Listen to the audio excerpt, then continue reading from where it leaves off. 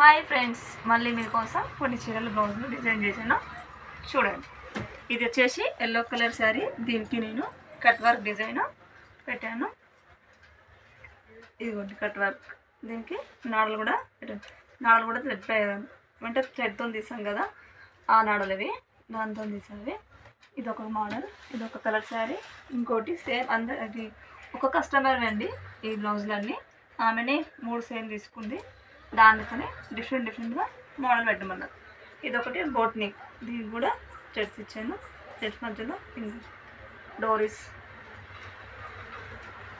ఇంకొక మోడల్ ఇది వచ్చేసి దీనికి ఫాలు కింద కట్ వర్క్ వచ్చింది కదా, అందుకని చెప్పేసి ఈ కట్ అనేది కింద వదిలేసి ఈ కట్ పై నుంచి ఇట్లా మిషన్ కుట్టానండి.